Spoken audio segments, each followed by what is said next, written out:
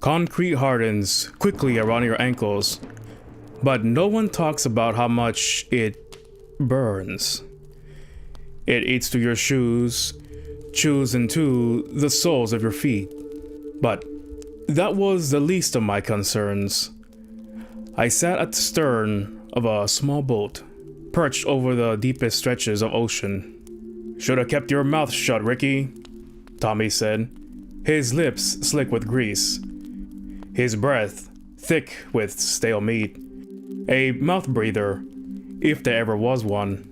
"Please, I'll feed the cops dirty info. Don't do this," I pleaded. Behind him, Reggie sat, heavy in his seat, a cigar pinched between his thick fingers. He eyed me like I was nothing.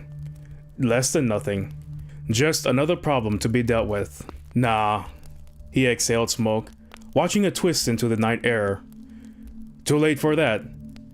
Drop him." One push. That's all it took. I hit the water hard. My wrists were cuffed behind my back, and the current wrenched at them as the weight dragged me down. The pressure started at the base of my skull. My ears popped, pain blooming deep behind my jaw. Something clicked behind my eyes, swelling. A brutal, unnatural pressure. The light above shrank, the cold tightening its grip. Then, the real pain began. The pressure in my eyes became unbearable. Invisible rods punching past my eardrums, turning my cochlea into soup. My skull felt like it was being crushed in a vice. My jaw pried apart by forces not meant for human bones. One eye throbbed, the socket loosening, ready to give. Still, however, I didn't die. My lungs screamed for air, spasming with the need to breathe. Instinct one, I inhaled as seawater flooded in, burning, choking. But it didn't end me. I kept sinking. The cold deepened. The weight of the ocean bore down, squeezing my ribs, pulling at my limbs. My ankle snapped under the force, the bones grinding apart inside the concrete. I felt my body break, felt my insides rupture, felt my mind slip past the edge of sanity away from the pure agony. And yet, I lived. I always lived.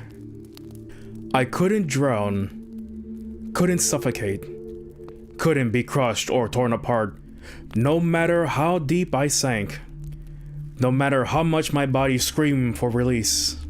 Minutes passed before the cement block struck something soft, primordial sludge, ancient and untouched. The blackness here was absolute. Still, I wasn't dead. I would never be dead. Reggie hadn't banished me to the grave. He had sentenced me to something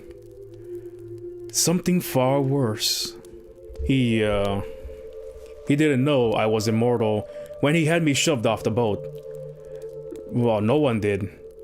It was my dirty secret, a profane curse. I'd seen empires rise and crumble.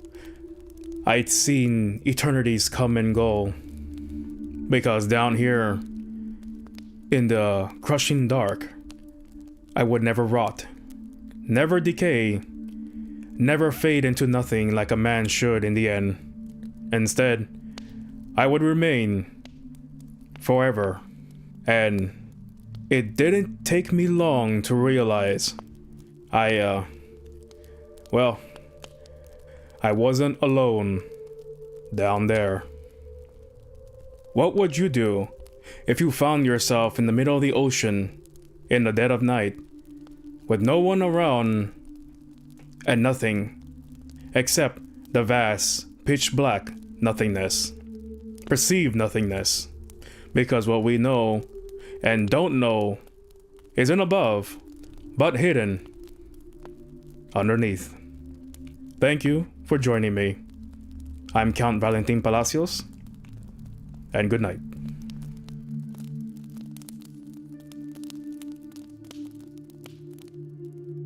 Thank you for giving me your time. If you enjoyed the video, please give it a like and consider subscribing to the channel. And if you want to support the channel even more, visit me on Patreon. It's free to join. Thank you very much, and good night. This story was written by Reddit user Skull Knitter, while the video was produced, edited, and hosted by me.